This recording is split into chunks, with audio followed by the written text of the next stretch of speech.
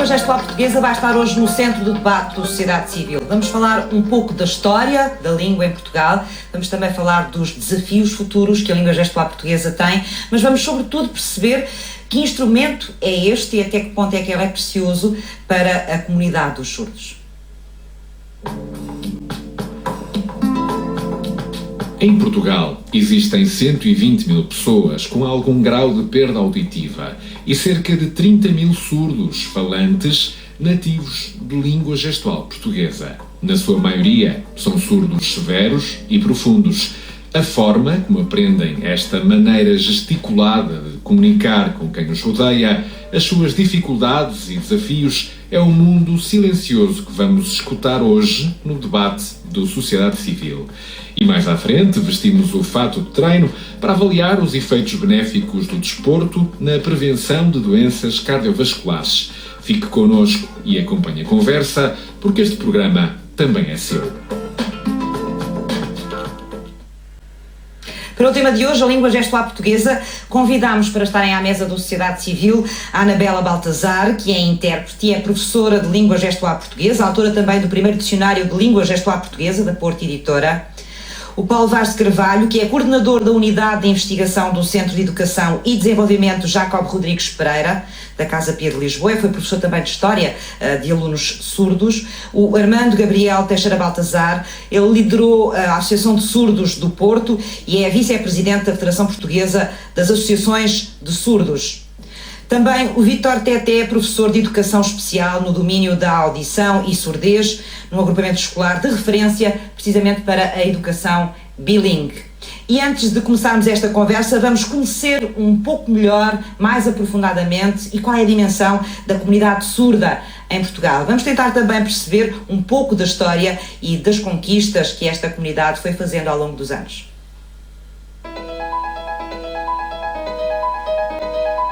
Não é uma soma abstrata de gestos. Não se trata de uma manipulação arbitrária dos dedos das mãos, dos braços, em sintonia com vincados gestos faciais. Para uma imensa comunidade de surdos espalhada pelo mundo, é através desta forma de expressão que a comunicação acontece. É pelos gestos que se comunicam os nomes, que partilham conhecimento, estados de alma e sentimentos, como é o próprio amor. Sabemos que comunicação rima com linguagem, mas neste campo não deve haver confusões. Falamos de língua gestual, pois cada comunidade tem a sua.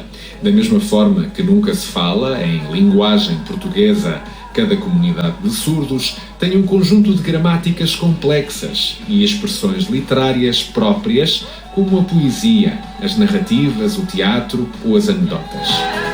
Esta forma de comunicar foi ganhando força ao longo da história à medida que as comunidades de surdos se agruparam em escolas que tiveram um papel crítico na consolidação destas línguas gestuais. Foi assim em Paris, no século XVII, tendo-se seguido os Estados Unidos e mais tarde o Brasil. Em Portugal, a língua gestual portuguesa nasce associada à primeira escola de surdos, em 1823, na Casa Pia de Lisboa. Mas durante muito tempo, esta era uma língua clandestina. O governo não a reconhecia como língua materna das crianças surdas e estas ficavam à mercê da boa ou má vontade dos professores do ensino regular. Apesar das dificuldades, a língua foi ganhando força, consistência e coerência entre os falantes. A investigação da língua gestual portuguesa começou a ser feita nos anos 70 na Faculdade de Letras da Universidade de Lisboa e foi graças a esse enquadramento científico que foi reconhecida pela Constituição da República em 1997. Nos termos da linha H do número 2 do artigo 74 da Constituição da República Portuguesa, na realização da política de ensino, incumbe ao Estado proteger e valorizar a língua gestual portuguesa enquanto expressão cultural e instrumento de acesso à educação e da igualdade de oportunidades. Hoje estima-se que em Portugal existam 120 mil pessoas com algum grau de perda auditiva e cerca de 30 mil surdos falantes nativos de língua gestual portuguesa, na sua maioria surdos severos e profundos. Mas este número pode ser 3 vezes maior, porque são muitos aqueles que, sendo familiares, profissionais e amigos que contactam diariamente com surdos, também aprenderam a língua gestual como segunda língua estrangeira, embora esta seja genuinamente portuguesa.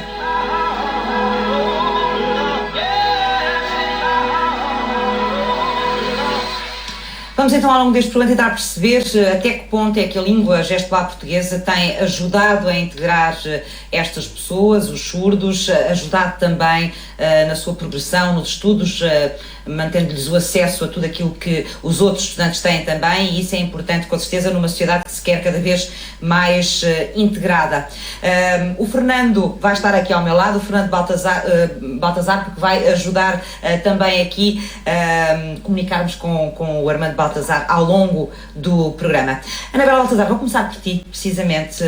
Penso que em 89, no final da década de 80, ficou assente na nossa legislação, ou ficaram assentes uma série de ideias que ajudaram a concretizar o acesso dos surdos ao ensino de uma forma diferente do que acontecia até aí, com escolas de referência, onde, ao nível da área do ensino especial, se proporcionava a estes alunos o ensino bilingue, e tendo até a língua gestual portuguesa, penso eu, como primeira língua, não é? Penso que foi isso. Já fizemos algum caminho desde aí.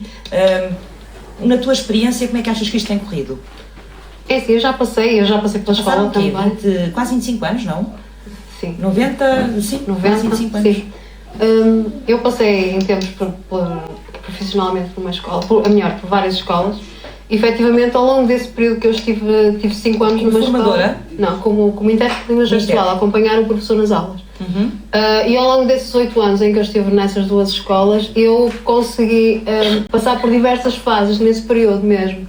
Eu comecei por apoiar apenas turmas de surdos, depois passei a apoiar alunos integrados em turmas de ouvintes, e depois sim, surge a escola de referência, passei por uma escola de referência em que havia turmas, e sim, aí falava-se já no bilinguismo, maior reforço em termos de língua gestual do que até então. Uhum. Se me perguntares como é que funcionava, é assim, muito sinceramente, eu tenho a minha opinião formada, não é? Mas eu também defendo a ideia de que cada aluno tem características muito específicas e necessita de respostas também muito específicas, não podemos generalizar. Eu, nesta última fase em que passei por uma escola de referência, eu tinha, por exemplo, recordo-me agora perfeitamente, uma turma de 10 alunos surdos, e nitidamente nessa turma de 10 alunos surdos nós encontrávamos 3 grupos distintos. Havia os surdos que tinham grandes dificuldades em termos de português e de língua gestual, quase não tinham domínio da própria língua gestual, portanto o intérprete tinha dificuldade em lhes passar os conteúdos também, porque não havia fraco conhecimento da língua gestual. Havia outro grupo que sim, que já dominava melhor a língua gestual, já conseguia acompanhar melhor, e havia outro grupo ainda de alunos implantados que esses tinham ainda resíduos auditivos, não utilizavam tanto a língua gestual, mas acompanhavam mais a professora. Não é? Portanto, acompanhavam mais a professora. Estar a ligar-se de alguma forma, quer ao intérprete, quer também ao professor. Exatamente. E, portanto, por vezes, a articulação destes 3 grupos numa única sala era muito difícil, porque havia níveis muito dispares entre eles. E, portanto, os que tinham dificuldades em língua gestual ficavam um bocadinho bloqueados, e, por outro lado, não podíamos atrasar o resto da turma que conseguia acompanhar. E, portanto, eu acho que é importante fazer essa associação. Estavas a falar aí de alunos surdos, mas que não dominavam a língua gestual, que eu penso que eram aqueles que, em princípio, colocariam mais problemas e mais preocupações, no sentido de lhes fazer chegar a informação que a professora ia dando na aula. Quando aparecem crianças assim numa escola, há alguma possibilidade dessas crianças terem, à parte as disciplinas, alguma formação específica naquela língua para poderem evoluir? Eles têm, agora nas escolas de referência, eles têm formadores de língua gestual que lhes dão aulas de língua gestual para eles, ou melhor, aumentarem os conhecimentos ou iniciarem o conhecimento em termos de língua gestual. Só que isso é demorado, eu estou a falar ao nível de um 5º ano, em que eles vinham praticamente sem bases de língua gestual. 5º ano, estamos a falar de jovens com 14 anos, sim, à volta disso, e que até ali nunca tinham tido contacto com a língua. Como é que esses jovens, daquilo que tu percebeste, comunicavam? A maior parte deles tinham os códigos próprios, e então era uma grande confusão, porque cada um utilizava os seus códigos. Eu lembro perfeitamente, havia alunos também que vinham da etnia cigana, e portanto tinham os códigos próprios, que não tinham tido contacto com outros alunos surdos, e desenvolveram familiarmente esses códigos. E então depois havia ali um choque, digamos assim. Não é que eles não fossem receptivos, ao fim de algum tempo eles acabaram por também utilizar a língua gestual, efetivamente. Mas na primeira fase foi muito complicado. E mesmo em termos comportamentais também não era muito fácil, porque tentar-lhes passar conceitos e normas e tudo, sem utilizar uma língua, era muito difícil para nós técnicos da escola. Paulo Vaz de Carvalho, isto significa que a intervenção nestas crianças tem que ser uma intervenção o mais cedo possível, prepará-las para uma série de coisas ainda antes de chegarem à escola, não é? Claro que sim. Eu acho que esse é o grande objetivo. Desde 2005 eu acho que isso já foi um pouco conseguido. Esta intervenção, este contato com os hospitais, o protocolo com algumas escolas de referência, ou com o nosso instituto, eu digo instituto, hoje em dia chama-se Sede Jacó Rodrigues Pereira, eu prefiro chamar instituto, historicamente acho que é mais correto. De qualquer forma, este protocolo que foi feito com os hospitais fez estas crianças todas cada vez chegarem mais cedo à escola. Há muita gente que não sabe desse protocolo. Que protocolo é esse?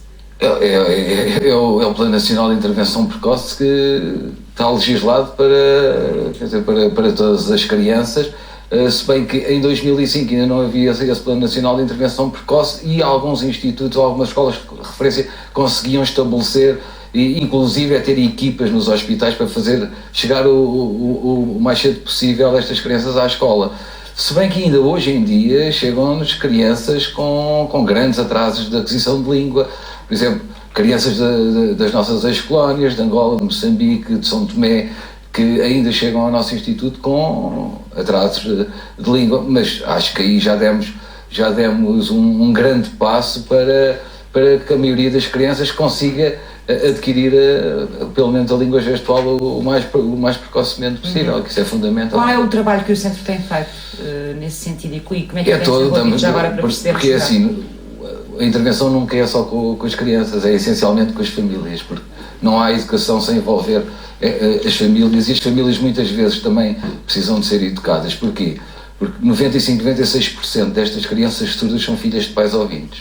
Quando elas são filhas de pais surdos não há grande problema, porque elas adquirem a língua logo à nascença, como nós adquirimos a nossa. O problema é quando elas são filhas de pais ouvintes.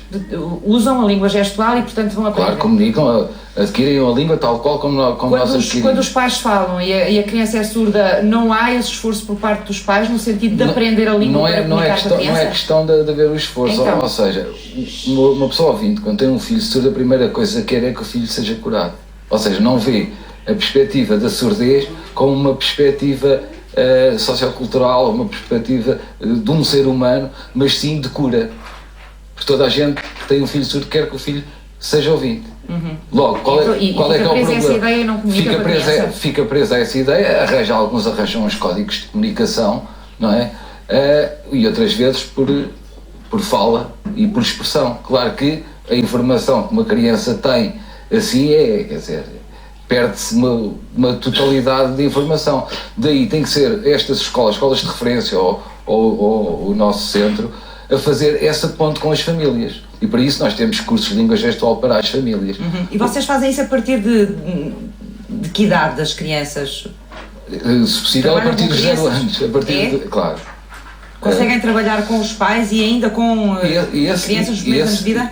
Nos primeiros anos de vida, muitas vezes, a intervenção precoce contempla isso. É a ida de alguns técnicos à casa dessas famílias para fazer esse trabalho com as famílias e fazendo ao mesmo tempo com as crianças, porque é impossível nós intervirmos com uma criança e pôr a família de lado. Durante muitos anos isso foi feito assim, porque as famílias, quando tinham um filho surdo, tinham duas atitudes: ou super protegiam a criança ou entregavam a criança à escola e pura e simplesmente era uma responsabilidade da escola.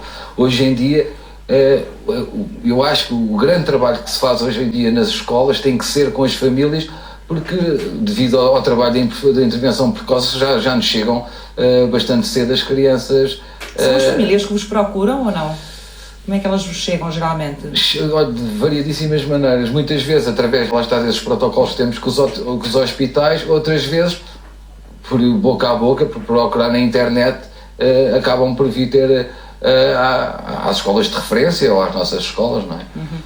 Irmã Baltazar, gostava de conhecer também a sua opinião sobre isto e sobre o trabalho que foi feito, nomeadamente ao nível das crianças ainda antes da escolaridade, hoje, de uma forma geral, já é possível que estas crianças tenham acesso à língua gestual e consigam comunicar, estejam em condições, quando chegam à escola, de poder prosseguir os seus estudos de uma forma tranquila como os outros jovens e as outras crianças?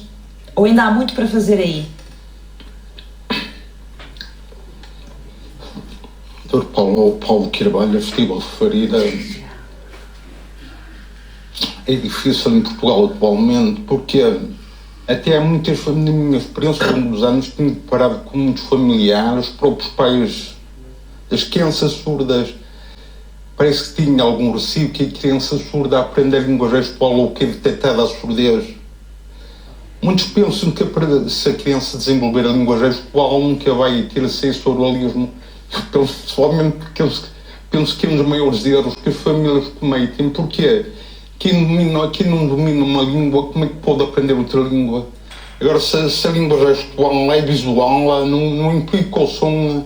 A criança muito facilmente aprende essa língua do que tentar incutir a língua oral sem ela ouvir. O melhor exemplo é aqui o Fernando, porque talvez domina a língua gestual melhor do que eu. O Fernando é seu filho, não é? É meu filho. Eu conheci E foi educado por dois pais surdos, acho eu, não é? Pai e mãe, não? Não?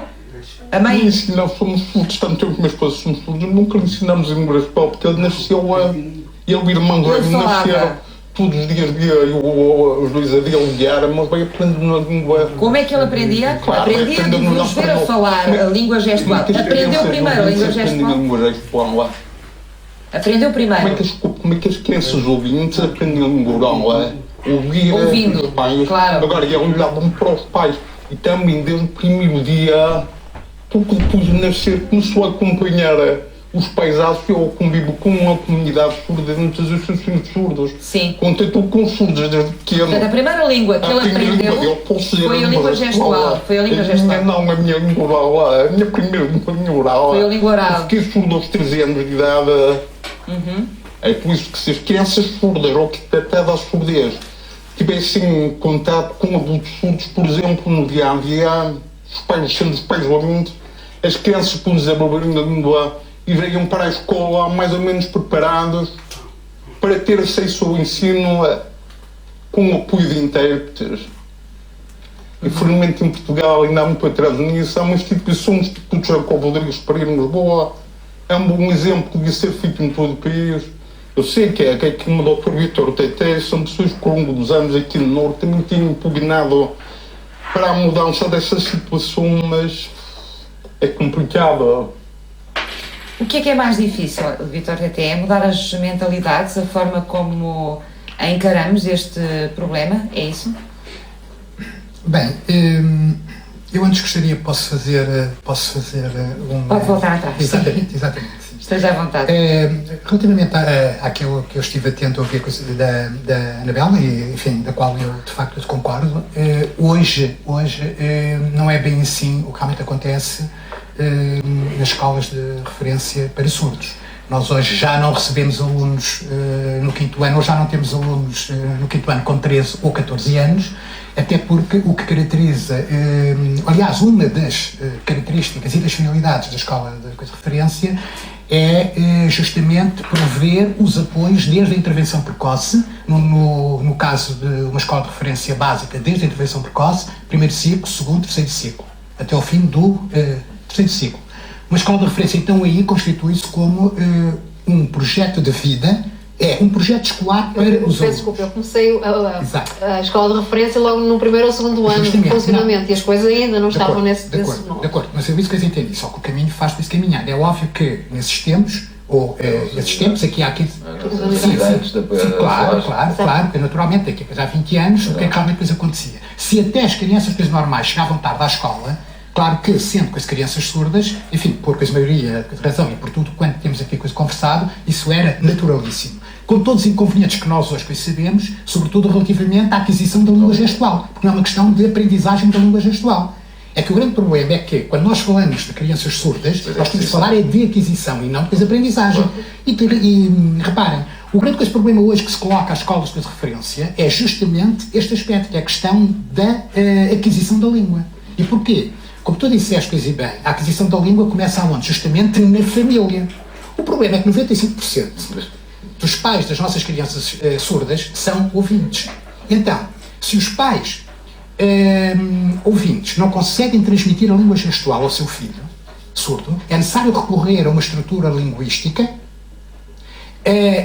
também a facilitadores nativos da língua, que sejam surdos. Do meu ponto de vista, têm de ser docentes surdos, onde a criança surda, conjuntamente com outras crianças com surdez, certo? Num clima de interação, num clima de comunicação feliz e respondente, consiga desenvolver a sua língua. E esse processo não está ainda implementado? Está precisamente por isso. A outra coisa que eu quero chegar é exatamente aí. É que o que é importante aqui é que estes facilitadores nativos, estes facilitadores da comunicação, no caso de pais ouvintes que têm filhos surdos, estes facilitadores que nós nas escolas temos, aquilo que foi dito como sendo monitores, que disseste? Monitores? Formadores de língua gestual. Formadores de língua gestual, e que nós os denominamos, e penso que bem, como docentes de língua gestual portuguesa, que são surdos. O que é que acontece aqui? O que é importante é que estes facilitadores da língua sejam nativos. Isto é, que sejam surdos. E mas não acontece sempre isso, Dr. Vítor. Neste momento já não. Não é? Sim, mas já lá vamos. Já lá vamos. Aliás, eu estou a referir aqui, digo que estes facilitadores têm de ser docentes surdos, e não estou a dizer isto de uma forma coisa gratuita. Eu entendo que o docente da língua gestual tem de ser um docente surdo, precisamente, ou principalmente por duas razões.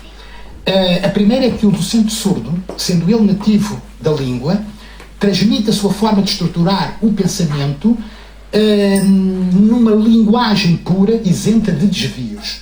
E, em segundo lugar, o docente surdo, nativo da língua, sendo ele surdo, ele tem o património da língua, da cultura, dos valores, das crenças inerentes. No fundo é um modelo surdo, que é isso que as crianças precisam.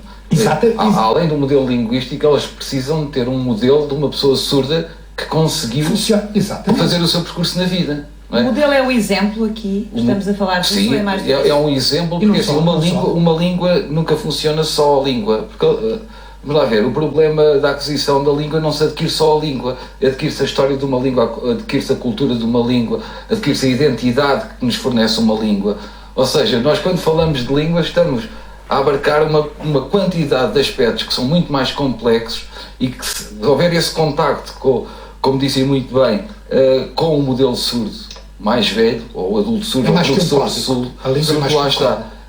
Esta criança começa a adquirir outros níveis até de autoconfiança, que se não houver essa competência linguística, e eu concordo a 100%, que acho que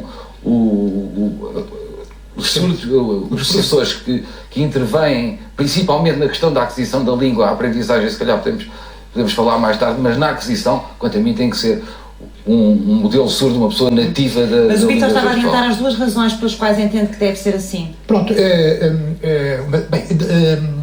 eu concordo quase em absoluto com aquilo que tu disseste, só que o grande problema é que nós normalmente associamos a língua apenas ao código, e a língua não é apenas isso. A língua, repare, a língua é uma forma de estar, é uma forma de representar, a língua tem implícito valores, regras da sociedade onde nós vivemos. E a língua gestual é tudo isso. Para o surdo, tal como a nossa língua, tem essa significação e essa representação para nós. Aliás, um outro problema que também é importante referir aqui é justamente o imaginário social que hoje nós, sociedade ouvinte, repercutimos na comunidade surda. Isto é, repercutimos não. De que forma é que nós olhamos, vemos e representamos e entendemos os surdos? Como competentes, responsíveis, letrados, capazes? Não. Provavelmente não. Tudo menos isto. E daí, depois também, que na nossa construção social, seja coisa educativa, seja coisa lá fora, seja aquilo que for, a nossa forma de olhar os surdos nunca é muito pela sua valoração positiva, por aquilo que eles são capazes, mas sempre por aquilo que... Isto também tem a ver com a língua?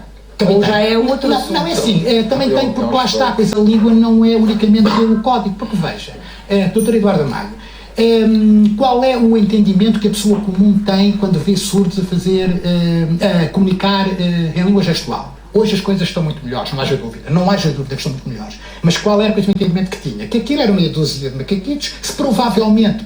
Já não é bem assim, porque as pessoas veem-nos a comunicar e ficam curiosas de tentar perceber agora não é. O que eles estão a dizer e não conseguem. A nível de representação social, a representação social da língua gestual ainda não é aquela que nós gostaríamos que fosse. E a prova é que ainda temos uma quantidade de docentes que dão aulas a pessoas surdas e têm que chamar a Anabela e outros intérpretes para poder fazer a mediação. Também com certeza é exigido mais que todas as pessoas saibam língua gestual, provavelmente. É fundamental, porque depois também têm que distinguir as várias dificuldades que as crianças têm, os que são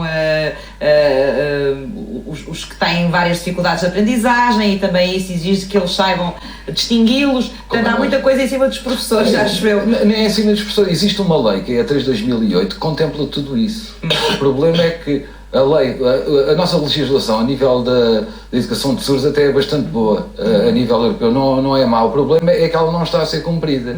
Eu acho que mas a língua gestual ganhou, apesar de tudo, nos últimos anos, muita dignidade, não ganhou, e até por força, por exemplo, da televisão. E temos aqui um exemplo, mas não só, inclusive já vimos vários congressos partidários em que a língua gestual aparece também para as pessoas. Eu posso dizer há uma que sim, série de acontecimentos grandes, não é, de massas, onde a língua gestual, não sei se a Anabela pode dar mais alguns exemplos. Da experiência que eu tenho destes longos anos como intérprete de língua gestual, sim, no início era muito difícil, nós éramos vistos como a menina que faz umas coisas com as mãos, e mesmo por parte das próprias famílias. Nós fazemos também no Ministério da Justiça, e principalmente nos meios mais pequenos, e ainda acontece hoje, mas muito menos, efetivamente viam-nos como umas pessoas que fazíamos umas coisas, pronto, aquilo correspondia a qualquer coisa, mas não era exata, não era visto como uma língua exatamente. E neste momento, e mesmo eu colaboro com a Associação de Surdos do Porto, e vejo que a procura pela língua gestual, o interesse e a percepção mais verdadeira do que é a língua gestual e da importância da língua gestual tem-se vindo a aumentar. Mas eu gostava também de saber a tua opinião em relação àquilo que é a posição do Paulo e do Vítor também nesta matéria. Tu também entendes que as crianças deviam começar a aprender a língua com professores surdos? Ou tens uma opinião diferente? É assim, quando são crianças pequeninas, eu acredito que sim, que seja importante, porque é assim, o facto de eu ser surda e não conhecer mais ninguém surdo, eu conheço casos de crianças que cresceram a pensar que eram os únicos no mundo que eram surdos. Nunca tinham tido um elemento, um modelo qualquer que fosse igual e que comunicasse através da língua gestual. Sim. Quanto a isso, eu concordo com eles plenamente. Acho que será efetivamente importante. Agora, a questão de termos referências, do surdo se identificar com conhecer bem a cultura. Eu conheço muitos formadores, docentes, que queiramos chamar surdos, que não se identificam tão bem assim com a comunidade surda como isso. Eu conheço vários casos. Não se identificam em que aspecto? Qual é a ideia que nos estás a tentar transmitir? Não vivem como a comunidade como sendo uma minoria linguística, cultural, o que lhe queiramos chamar. Não vivem o ser surdo, se calhar como o Fernando, que nasceu na comunidade. Porque mais tarde integrou a comunidade, aprendeu a língua gestual mais tarde. E então, está dividida, se virmos dois mundos, acaba por estar um bocadinho dividido entre o mundo ouvinte, se pudermos pôr as coisas nestes termos, entre o mundo ouvinte e surdo. E, portanto, essa identidade nem sempre corresponde à verdade. Mas esses surdos também, repara, provavelmente não tiveram a oportunidade sequer de saber ou de conhecer. Claro, mas eu não estou a pôr em causa. A comunidade surda, não é? Também, eu gostava de conhecer também a opinião do Armando, se ele quiser acrescentar alguma coisa em relação àquilo que se disse até agora aqui. Ponto final, a criança surda deve aprender língua gestual, que os professores... os professores se dominarem língua gestual, porque eu também prefiro, se eu fosse aluno, prefiro receber diretamente através do professor, se o professor dominasse a língua gestual, bem.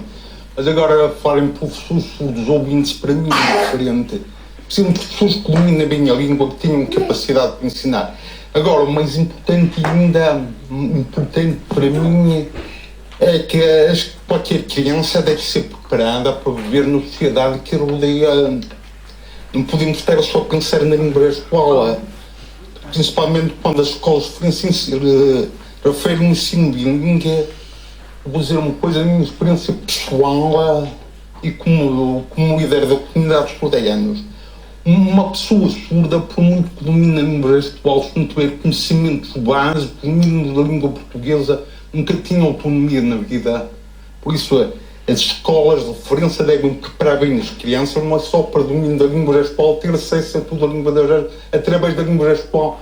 As crianças surdas devem ser bem preparadas para viver no mundo, para ter acesso a tudo, para quando crescerem, saberem ser cidadãos dignos, saberem participar na vida e correria da sociedade. A cidadania é importante. Agora, só através de uma língua, a língua gestual, para mim, estou a ter acesso ao que está a ser aqui debatido através da língua gestual. Mas, por outro lado, é preciso pensar na língua oral também. Uma criança pode não aprender a oralizar, mas pode aprender a dominar a escrita. Isso é importante. Eu acho que há duas coisas que são fundamentais. Assim, uma criança surda deve ser bilingue. O problema é o que é ser bilingue.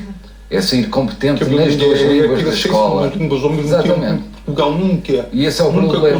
É que as escolas ainda não conseguiram que as crianças saiam. Exatamente. Que saiam competentes nas duas línguas. Eu não digo só na língua escrita e oral, porque muitas crianças surdas também não saem competentes na língua gestual. E isso é um caminho que nós temos que percorrer e ainda falta percorrer no nosso país. Ou seja, as escolas de referência foram criadas com esse objetivo. E lá está. O que está na legislação não está a ser cumprido. E por não estar a ser cumprido tem as consequências que tem. O que é que não está a ser cumprido já agora, Paulo? A educação bilingue. Quem é que avalia? Nós temos uma legislação que até é razoável, o Decreto-Lei 3 de 2008. O problema é quem é que está a fiscalizar a implementação deste decreto nas escolas? O que é que se está a passar nas escolas de referência para alunos surdos? O que é que se está a passar com a educação bilingue? Quem é que avalia este modelo? O problema em Portugal é que nós corremos o risco de um dia acharem que o modelo afinal não serve e depois vamos iniciar outro. Mas o modelo nem sequer está a ser avaliado, nem sequer está a ser implementado. Quem é que está Ou seja, não percebemos quais são os resultados do trabalho que está a ser feito. É assim, nós percebemos, pessoas que estão dentro da comunidade surda e dentro da educação de surdos percebem. Eu, para lhe dar um exemplo, há 20 anos atrás, eu ia a uma visita de surdos, de estudo com os surdos, eles iam todos atrás de mim. Isto era assim. E quem trabalha nisto há mais anos sabe o que é que eu estou a dizer. Porquê que eles iam atrás de si? Porque não tinham autonomia nenhuma. Ou seja, a língua, a própria língua gestual, não só, como o Baltazar dizia bem, o ensino bilingue tem grandes resultados. O problema é que quem é que está a avaliar? Quem está a avaliar avalia só a questão linguística, e a questão da surdez não é só linguística. Hoje em dia a população de surda tem uma autonomia que há 20 anos não tinha. A procura de informação que eles têm é o resultado do sucesso da educação bilingue. Então, nesse sentido, estamos a progredir, estamos a dar fazer caminho. De gigante. Muito bem. Agora, vamos voltar aqui à conversa. Bom, já falámos aqui várias vezes do Fernando e vamos voltar a falar dele. O Fernando Baltazar é um dos nossos intérpretes de língua gestual portuguesa na RTP, também aqui no Sociedade Civil com frequência. Hoje está só a serviço do Armando, praticamente. Mas grande parte do trabalho dele não é feito aqui na RTP, é feito fora daqui, fora da televisão, é feito nos tribunais, porque na justiça também é importante, e ela tem estado cada vez mais presente, a língua gestual portuguesa.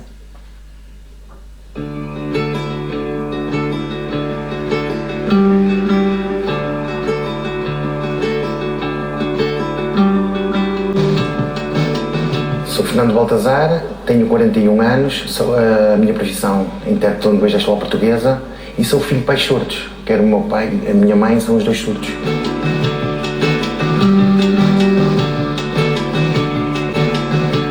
Hoje a chamada veio do Tribunal Judicial de São João da Madeira.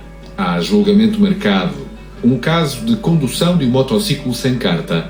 No banco dos réus está um surdo, analfabeto.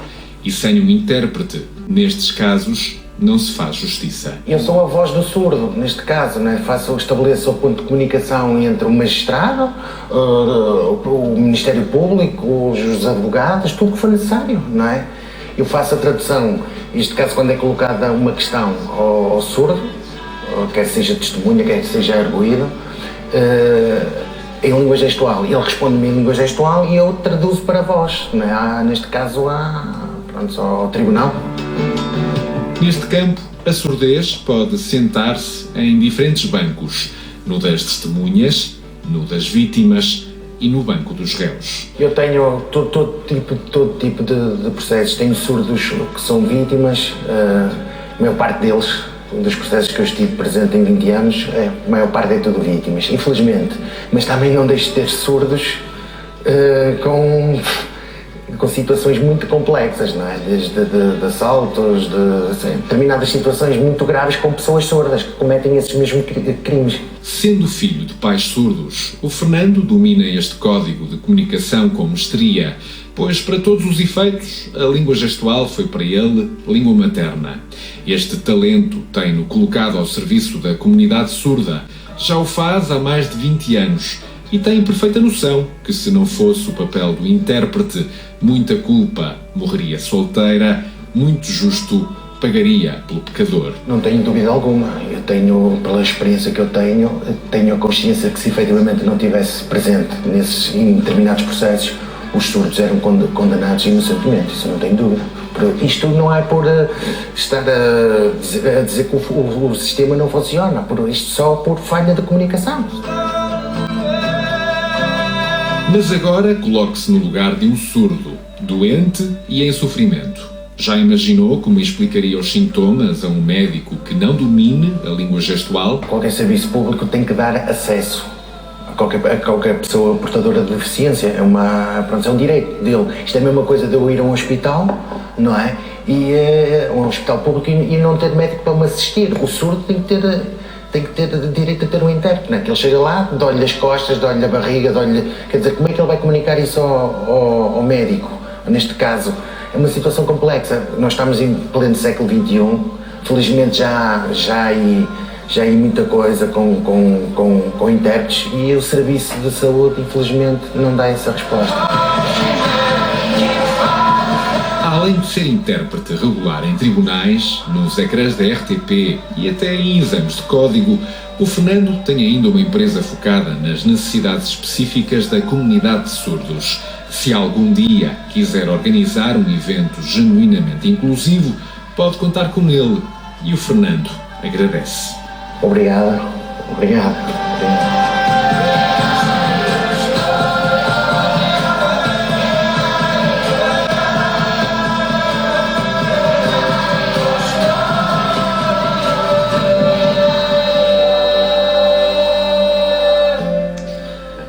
Temos falado aqui muito da educação e do acesso à educação das crianças surdas e dos jovens, mas há muitos outros espaços sociais e o Fernando, no final desta reportagem, dava esse toque, onde os surdos não têm a mesma facilidade, provavelmente, que já conseguem ter na escola para comunicar. Anabela, eu gostava de ouvir também a tua experiência sobre isso. Eu sei que acumulas o teu trabalho como intérprete também com outras funções, porque tens também formação na área da psicologia. E, por exemplo, os surdos têm imensa dificuldade em conseguires precisar de um psicólogo. Posso ter alguém que entenda, não é? E com quem possam ser tratados. Os surdos, nomeadamente aqui uma pessoa presente, que é surda, que é o Armando Baltazar, vê os psicólogos quase como inimigos fatais mesmo, porque já está ele a expressar-se, exatamente.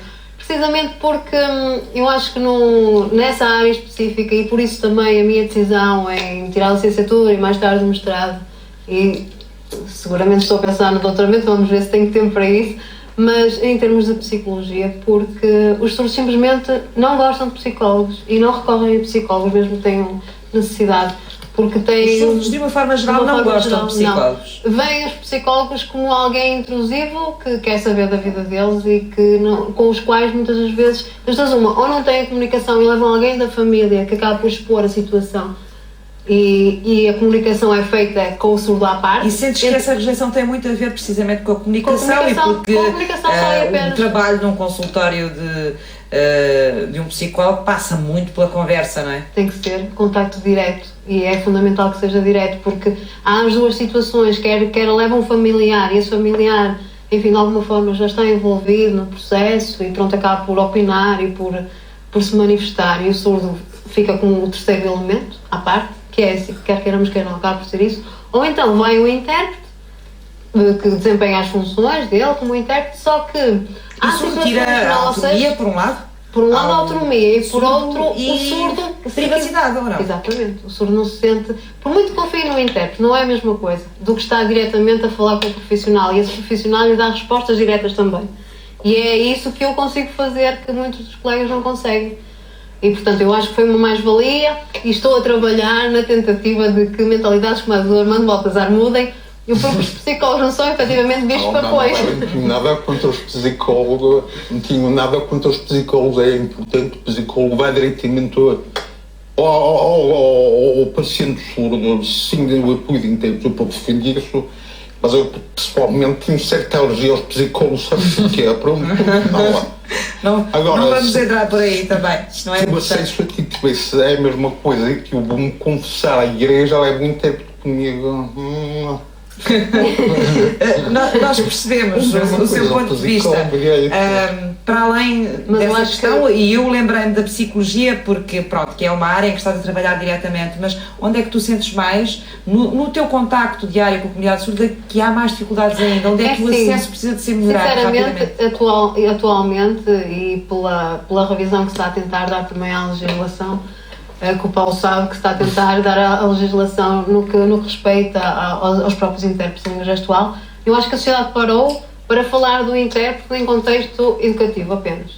E a vida de um surdo não passa só para o contexto educativo, a vida de um surdo tem muito mais do que isso. Ele tem um trajeto de vida até determinada idade em escola, e depois disso vai ter todo o resto da vida dele em que vai precisar de comunicar com a comunidade, com a sociedade em geral, e vai precisar de intérpretes também, quer seja na justiça, como estivemos a ver o Fernando ali há pouco, quer seja na saúde, porque na saúde eu acho que porque a justiça neste momento já está sensibilizada e já esse recurso, sabem que efetivamente se ferem um elemento surdo num determinado processo podem chamar um intérprete, mas isso não acontece, por exemplo, na saúde o que acontece é, das duas uma, tal como o psicólogo, ou vai o familiar e acompanha o surdo, que acaba por ser pouco objetivo, não é?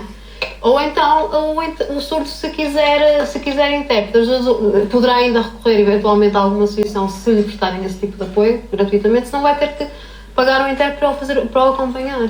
E é lastimável, como já me aconteceu a mim, eu chegar à beira de uma utente surda num hospital em que estava numa fase muito avançada de cancro, e depois de meses e meses de consultas ninguém lhe conseguia dizer que ela tinha cancro, que ia perder o cabelo, que ia fazer quimioterapia, que ia fazer uma série de tratamentos. Só no dia em que eu lá chego e lhe explico isso é que o mundo dela desaba porque ela nunca tinha tido a noção do problema que tinha. E porquê? Porque não houve comunicação. Eu não culpo os técnicos, eles não têm, não é? Eles não conseguem comunicar, a pessoa também não consegue comunicar, mas há muitas formas, e hoje em dia não se justifica não haver formas de responder a essas situações. E, portanto, são estrangeiros no próprio país, é o que eu costumo dizer. Paulo, gostava de ouvir sobre isso também. Isto é bastante complexo, quer dizer, depende das áreas de intervenção na sociedade, como é lógico estar a ver o papel do intérprete. Eu não sou intérprete, sou professor, mas de contacto com muitos intérpretes, estar a ver o papel do intérprete só como intérprete educacional é muito redutor. Como a Anabela referiu muito bem, há variedíssimas áreas em que o intérprete é preciso na sociedade. Há outras formas de o fazer, há aplicações que se podem criar, e nós estamos a desenvolver algumas, por exemplo, no acesso a serviços públicos, a museus, aos correios. Não é também necessário que andem os intérpretes sempre atrás do surdo.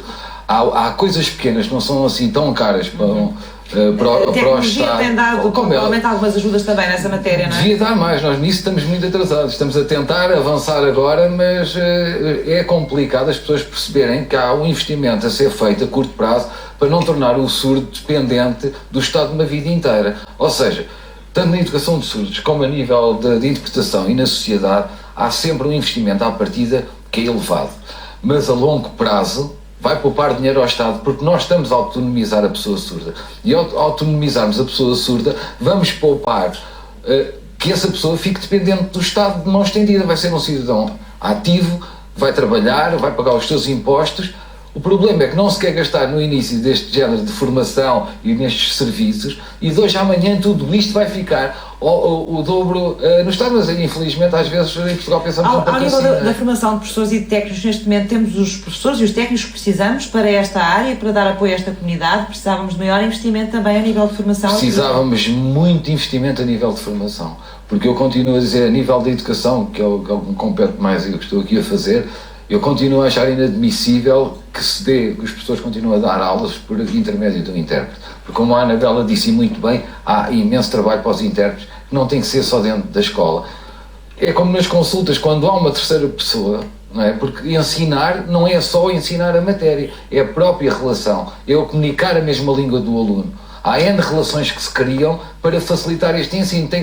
Quando não se fala a mesma língua do aluno, é meio caminho depois para os alunos portarem-se muitas vezes da maneira como se portam, as revoltas que os alunos surdos têm nas escolas e que todos nós conhecemos, e a forma de às vezes eles estarem, essencialmente é um problema de comunicação. Isolados de alguma forma, apesar Claro, de haver comunicação. A discriminação, ou seja, pode haver discriminação estando um intérprete dentro da sala de aula.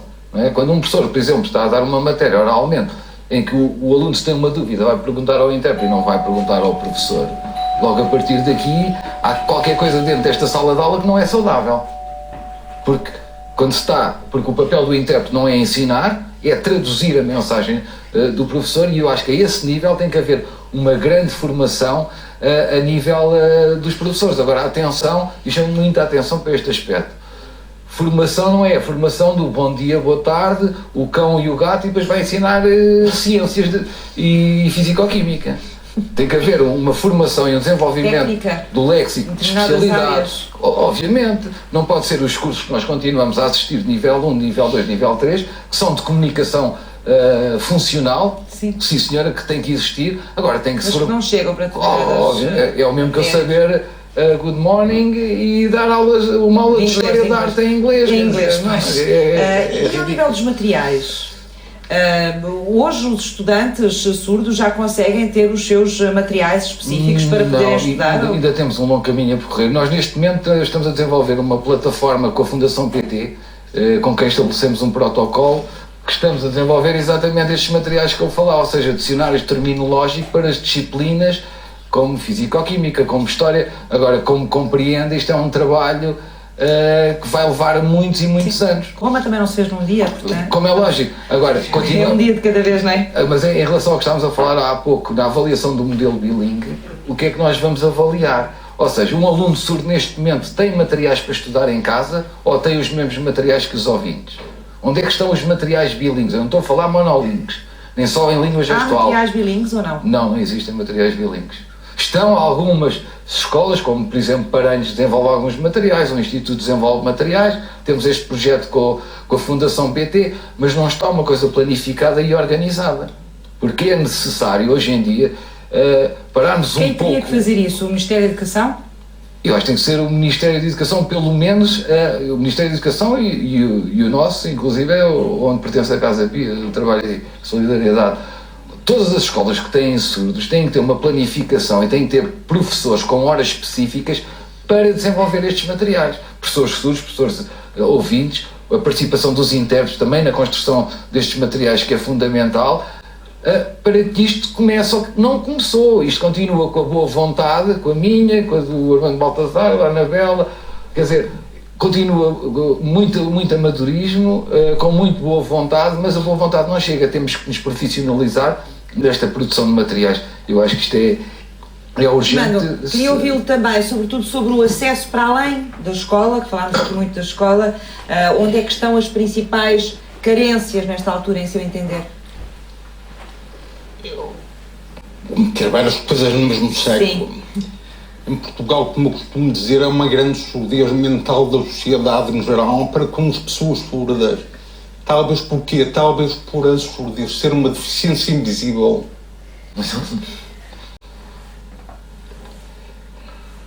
Agora eu atualmente estou na Assembleia Municipal, sou deputado na Assembleia Municipal de Valongo. O objetivo que é lutar por inclusão, mudar mentalidades, porque enquanto que a comunidade surda, por melhores condições, mesmo com o apoio de muitos técnicos, professores e pessoas que colaboram connosco, nunca conseguiremos nada. A sociedade, primeiro, em geral, mudar as mentalidades. Por exemplo, quando a abertura referiu o artigo 74 da Constituição da República Portuguesa, para mim isso é insuficiente, muito insuficiente. A língua gestual portuguesa é a segunda língua mais falada em Portugal. Por que o Estado português não aceita as reivindicações da comunidade surda em tornar a língua gestual portuguesa uma língua oficial do Estado português? E isso poderia-nos possibilitar o acesso muito mais. Se a língua gestual portuguesa fosse uma língua oficial, nós podíamos ver tudo, todos os dias. É uma maneira de procurar soluções. A sociedade ouvinte, poder políticos, poderes instituídos aceitam isso. Não sei que resposta tem É uma dado. pergunta que eu faço aqui a todos, já nos estão a ver, não? Vítor, queria ouvi-lo também sobre estas questões, nomeadamente sobre aquilo que é possível fazer ainda e trabalhar para podermos progredir ao nível do ensino com estes jovens. Bem, é bom que se diga que as escolas e as escolas de referência, estou a dizer as escolas de referência, têm mecanismos e têm instrumentos de avaliação e de monitorização do seu trabalho. Isto é pacífico. Agora, eu poderei concordar de facto que nesta altura de 2008, esta parte, mas nós estamos a falar de educação. E coisa de educação é qualquer coisa que também não acontece de um dia coisa para o outro. Poderei concordar que talvez devessem, já era momento de existir processos de avaliação relativamente ao ensino bilíngue e àquilo que realmente sucede nas escolas. Para mim, como professora de uma escola de referência, a melhor avaliação que tenho é o número de alunos que temos na intervenção precoce, o número de alunos que temos na nossa escola, o número de alunos que transitam, por exemplo, de uma escola básica para o ensino secundário. Isso para nós já é uma boa avaliação. Uma boa avaliação do ponto de vista educativo. Claro que agora discutirmos aqui a avaliação dos resultados da eficácia e da eficiência do modelo bilingue, bem, isto era uma coisa que, enfim, até podemos falar em programas bilíngues e não modelos. Mas não devia haver uma avaliação do modelo que se pôs em prática de uma forma legal, portanto, que faz parte da legislação? Mas, doutora Eduarda, mas essa avaliação existe, que são as escolas que a fazem, que a vão com esse fazer. Mas cada escola faz para si. Há uma avaliação a nível nacional do resultado que foi conseguido ou se conseguiu até agora com esta legislação? Eu julgo que relativamente... Aliás, não é em relação a esta legislação, é em relação a muitas outras... Em concreto... Em outras áreas. Em concreto, ao modelo bilingue para surdos, eu julgo que ainda não aconteceu nada a nível nacional que de facto nos possa dizer aonde é que estamos, como é que estamos, qual é o entendimento. E esta legislação já tem mais de 20 anos, não é? 2008. Não, 2008. Esta é 2008. A bilingue, que introduz o modelo bilingue. Exatamente, 2008, portanto, quando nós falamos de educação, nós estamos a falar de pessoas, de processos, isto também leva... Pronto, também leva o seu tempo. Tempo, claro. Exato. Não passou assim tanto tempo, isso é verdade. Claro que há aqui uma série de franjas com a discussão que eu poderei com isso concordar, que é entender que eu também gostaria que um dia todos os professores fossem competentes na língua gestual, embora eu aí tenha alguma reserva, mas que não é, quer dizer, enfim, que não é substancial, que é uma coisa é nós aprendermos a língua, a outra é adquirirmos a língua. Eu acho que há aqui sempre alguma situação que nos coloca, relativamente a particularidades da língua, que não nos coloca em situação de desigualdade, penso eu. De qualquer forma, eu também tenho essa expectativa que um dia o professor de matemática ou de ciências possa ele dar a sua disciplina com toda a competência, com toda a naturalidade. Mas por isso eles não podem andar, os professores de escola para escola, quando têm uma formação e depois no ano seguinte já estão noutra escola. Não, mas agora também há uma garantia, coisa maior, enfim, de podermos assegurar que os professores continuam uma coisa na escola. A outra situação é esta, eu gostaria aqui de ressalvar o papel importante dos outros recursos que não só os docentes de língua gestual portuguesa numa escola, mas também dos intérpretes e das terapeutas da fala. E principalmente o intérprete que nós aqui conversamos, que é o intérprete educativo, e esse jogo que com o seu papel que tem, que é solitário, público e solidário. É um papel solitário que é muito difícil nas escolas. Porquê? Porque o intérprete é o único responsável pela tomada de decisões sintáticas, semânticas e pragmáticas que ocorrem na língua, certo? O que quer dizer que assim, é uma responsabilidade enormíssima. Estamos nós a falar de educação relativamente a crianças ou alunos surdos, ter essa responsabilidade de idoneidade relativamente ao que se está a transmitir. Por outro lado, também temos o problema do vosso papel de uma condição pública. É que o produto de uma língua, a partir dos saberes linguísticos e culturais que o intérprete tem, da bagagem afetiva e cognitiva que o intérprete tem, materializa-se corporalmente naquele instante do ato público. Isto é, tu quando estás a interpretar numa escola não podes esquecer, estar ali, olha, espera aí que eu vou perguntar ali como é que se diz ou como é que se faz, qual é a melhor maneira de passar depois a mensagem mas isso noutros contextos também sucede mesmo. Nos outros até é pior. Nos outros até é pior. Se estiver perante um juiz, não vou, olha, desculpe, explique-me aí esse conceito que eu não posso, não é? O Fernando agora ali não ia aqui parar ao Dr. Eduardo Amaio, olha, vamos, perdão, não ia dizer ao Dr. Eduardo, esperem um bocadinho, porque aquele senhor está ali a dizer uma série de coisas palavreado, enfim, coisa complicada, uma série de coisas assim e tal, espera aí que eu vou ali perguntar. Até porque em sala de aula há sempre a possibilidade de eu esclarecer com o professor. Absolutamente. Não é? E tenho essa vontade, enquanto noutros contextos já não poderá tal suceder, não é? Até que ponto é que eu diga. Mas deixa-me só dizer isto. Isto relativamente a um aspecto importante do bilinguismo e que tem a ver com a língua gestual. É que nem ídolo nem tabu, a língua gestual é um bem que não tem par com qualquer técnica ou com qualquer sistema de comunicação.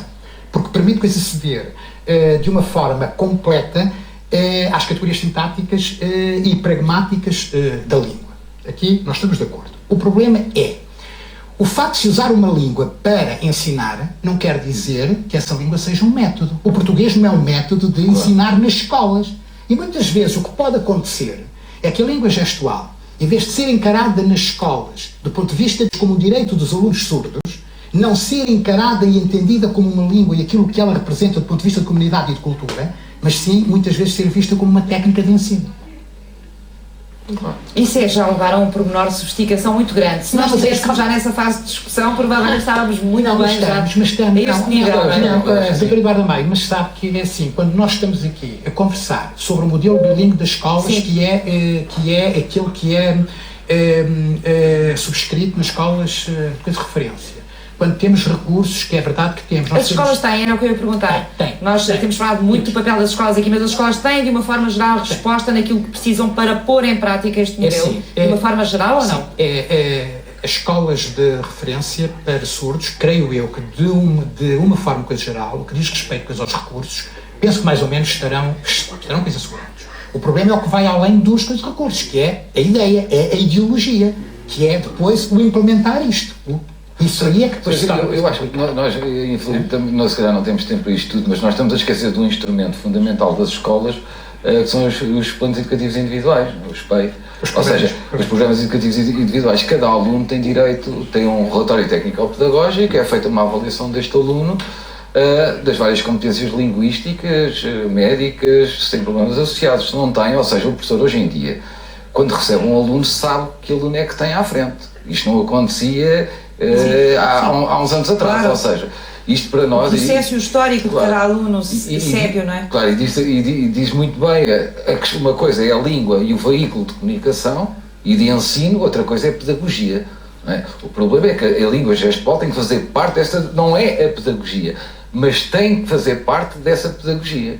E eu às vezes é que eu não sei se nós, infelizmente, já deveríamos estar nesse ponto, que eu acho que é 2008, realmente é recente, mas acho que já podíamos ter avançado mais. Já podíamos ter feito outro percurso mais modernizado. Mas deixe-me só fazer aqui um parênteses. Por exemplo, eu penso que isto sucede na maioria das escolas de referência. Eu não sei se sucede ou não, mas a mim isto acontece.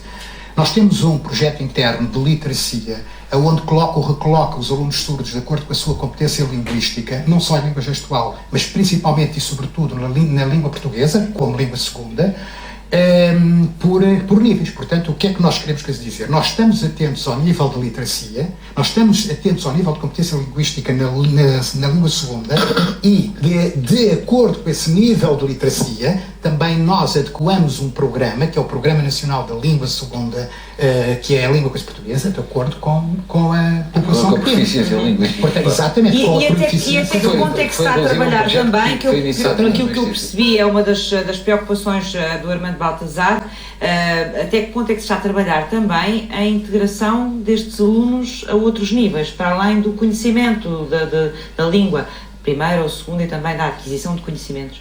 A sua integração a nível, não sei se essa integração deve começar também na escola, mas deve provavelmente nos trabalhos com os outros colegas, no tipo de tarefas que desempenham dentro da escola, etc. Até que ponto esse lado de integração social é trabalhado também? Por exemplo, no Instituto de Jacó, nós temos metade da população é ouvinte. Ok? E isto já é há muitos anos que nós fazemos esta. Nós Mas o facto de termos população ouvinte e não ouvinte junta, isso é integração? Só por si? Eu acho que a questão da integração e da inclusão dava para não sei quantos programas destes. Eu prefiro falar hoje em acessibilidade. Acho que o que muitas vezes falta ao surdo não é a inclusão, é a acessibilidade. Não sei quando é que vou poder fazer outro programa sobre isto, mas gostava de ter uma ideia, para além da questão do acesso, porque não é só o acesso que está aqui em causa, e o programa é sobre a língua gestual portuguesa e, portanto, sobre esta comunidade. É perceber se estamos a trabalhar a integração dos surdos também, e se estamos a prepará-los para a vida ativa, nomeadamente qual é o grau de sucesso neste momento dos alunos surdos que saem das escolas. Quem é que me pode dar alguma ideia ou alguma luz? Nós no Instituto temos uma equipa, e se calhar as escolas de referência não têm esta figura, que é nós temos um centro de recursos que faz esta ponte, e temos protocolos com empresas, temos uma equipa, que é a equipa de centro de recursos da Casa Pia de Lisboa, neste caso do Instituto Jacó Rodrigues Pereira, que faz no fundo, essa ponte com o mercado de trabalho. Nós temos protocolos com o Corte Inglês, temos protocolos com o McDonald's, em que... Em que tipo de trabalhos ou de estágios conseguem integrar estes estudantes? Há variadíssimas áreas em que eles são integrados. Claro que cada vez, sempre, historicamente, quase ligados a áreas mais do foro visual, porque eles têm uma acuidade visual, e conseguem desempenhar. Por exemplo, dou-lhe um exemplo, em publicidade, nós temos alunos surdos a trabalhar na área da publicidade que os empregadores não querem outras pessoas, são quase clientes do nosso instituto porque eles são realmente muito bons nesta área. Este centro de recursos desenvolve outra, depois temos a outra área, que é a integração destes surdos na universidade. Não é só o mercado de trabalho, porque nós não podemos continuar a achar, como antigamente, que o surdo acabava ao 4º ano, vai trabalhar, agora acaba ao 12º, vai trabalhar. Ou então vai para o professor de língua gestual. Profissões de baixo estatuto social. Exatamente. O problema é que os surdos hoje em dia acabam o 12º ano, e muitos deles não querem tirar o curso de professores de língua gestual, querem aceder a outras profissões. Resultado da educação bilingue, lá está. Antigamente eles iam para onde lhes mandavam, hoje em dia eles dizem: não, eu não quero ser professor de língua gestual, eu quero aceder a outra profissão. A minha questão é, será que esses, estou a falar do grosso, daquilo que eu conheço, daquilo que passa pela Associação de Surdos, que eu contacto com eles diariamente, o grosso desses surdos consegue ter um nível de integração efetiva em termos sociais e gerais, na sociedade de uma forma geral, sem o conhecimento devido do português, como acontece? Eles têm inúmeras dificuldades ainda a nível de português. Nós quer queiramos, quer não, ok, a língua natural, ao nível da leitura, não é? A língua natural deles é a língua gestual, certo? Segunda língua, supostamente português, mas segunda língua, mas nós falamos português, eles estão integrados em Portugal, certo? Eles vivem em Portugal. Não será também importante começarmos a ver mais a perspectiva do português, de forma a integrá-los dessa forma, através do português? Escrito, lido. Porquê? Porque na escola há estas condições todas, nós criamos estes recursos todos. Terminando a escola, vai haver como é que eles comunicam com o patrão. Precisamente, essa integração penso que era também a preocupação que a irmã levantava há pouco. Quero agradecer muito aos 4 terem vindo à Sociedade Civil esta tarde, e como dizia o Paulo, havia aqui matéria para muito mais programas, queremos fazer outros no futuro, com outros enfoques também, mas ligados à comunidade de surdos. Muito obrigada aos 4 e ao Fernando, aos 5, hoje. Vamos agora conhecer mais um jovem do século XXI, desta vez uma jovem que o Hélder Reis nos vai apresentar, como sempre. É a Sofia Teixeira, e a Sofia decidiu criar uma loja colaborativa. Vamos ver de que é que se trata. Olá,